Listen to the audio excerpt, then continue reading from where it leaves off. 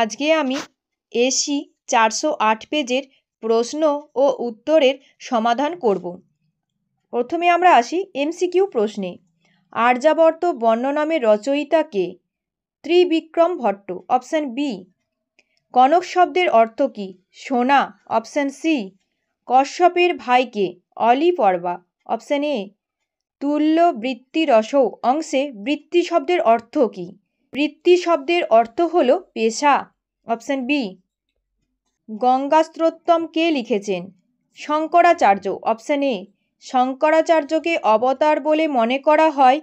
সঠিক উত্তরটি হল পশুপতির অর্থাৎ মহাদেবের, অপশান বি।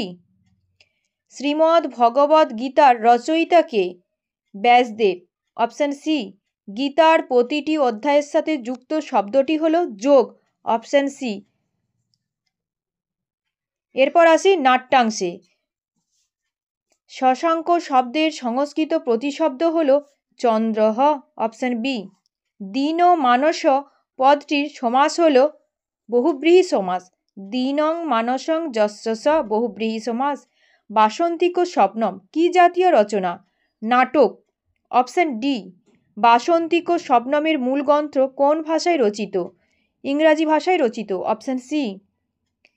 এরপর আসি সাহিত্যের ইতিহাসে। স্বপ্ন বাসব দত্তম কার রচনা? ভাসের রচনা, অপশান ডি। কালিদাস মোট কয়টি নাটক রচনা করেছেন? 3টি, অপশান ডি। সৌর সিদ্ধান্ত কার রচনা? বরাহ মিহিরের রচনা, অপশান বি।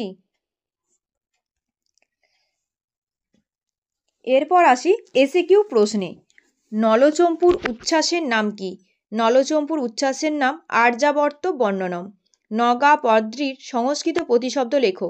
নগাহ পদটি স্কন্দরাজ বলতে কোন দেবতার কথা বোঝায়? স্কন্দরাজ বলতে চৌর্য শাস্ত্রের দেবতার কথা বোঝায়। অলিপর্বার গণনা অনুসারে কতজন চোর ছিল?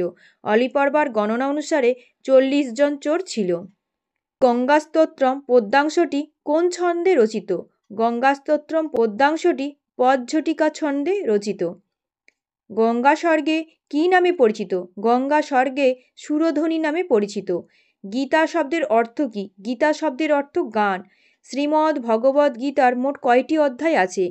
শ্রীমদ্ ভগবদ্ গীতার 18টি অধ্যায় আছে। বাসন্তিক স্বপ্নম নাটকে মোট কয়টি অঙ্ক আছে? বাসন্তিক স্বপ্নম নাটকে মোট 5টি অঙ্ক আছে। বাসন্তিক স্বপ্নমের অনুবাদকর্তা কে?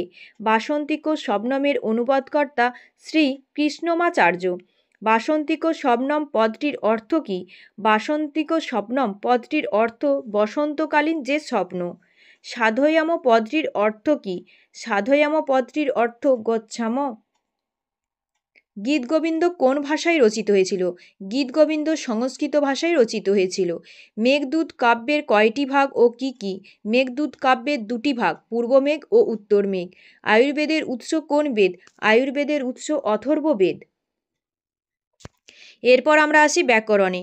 বালকঃ চন্দ্রং পশ্যতি। বালক পদে দাগ থাকলে বালক পদে স্বতন্ত্র কর্তায় প্রথমা বিভক্তি হয়েছে। চন্দ্রম পদে দাগ থাকলে চন্দ্রম পদে কর্মকারকে দ্বিতীয়া বিভক্তি হয়েছে। দিনং প্রতি দয়াং কুরু প্রতি অব্যয়যোগে দিনম পদে দ্বিতীয়া বিভক্তি হয়েছে। বিদ্যয়া যশ বিদ্যয়া পদে হেতু অর্থে তৃতীয়া বিভক্তি হয়েছে। ব্রাহ্মণায় হিতম হিত শব্দযোগে ব্রাহ্মণায় পদে চতুর্থী বিভক্তি হয়েছে। শ্রমাৎ বিনা বিদ্যা ন ভবতি বিনা অব্যয়যোগে শ্রমাৎ পদে পঞ্চমী বিভক্তি হয়েছে। এরপর আসি ব্যাসবাক্য সহ সমাসে। মাতা পিতরৌ মাতা চ পিতা চ দ্বন্দ্ব সমাস। গৃহগত গৃহং গত দ্বিতীয়া তৎপুরুষ সমাস। ত্রিলোকি ত্রয়াণাং লোকানাং সমাহার দ্বিগু সমাস। এরপর আসি অর্থের পার্থক্যে। কবরা কবরী কবরা বিচিত্রবর্ণ কবরা ইয়ং ষাটি কবরী খোঁপা কবরী নারীণাং ভূষণম। তিষ্ঠতি তিষ্ঠতে তিষ্ঠতি থাকে সিংহ সিংহ বনে তিষ্ঠতি তিষ্ঠতে মনের ভাব প্রকাশ করে। গোপী কৃষ্ণায় তিষ্ঠতে। গিরিশ গিরিশ গিরিশ মহাদেব গিরিশ উমায়া পতি গিরিশ হিমালয় গিরিশ পর্বত শ্রেষ্ঠ। এরপর আসি এক কথায় প্রকাশে। অদিতের অপত্যং পুমান অদিতে অপত্যং পুমান আদিত্য দ্বীপে ভব দ্বৈপায়ন জনানাং সমূহ জনতা গন্তুম ইচ্ছতি জিগমি সতি জিগমি সতি বিনা পানৌ যশাসা বিনা পানি। এরপর আসি পরিনিষ্ঠিত রূপে।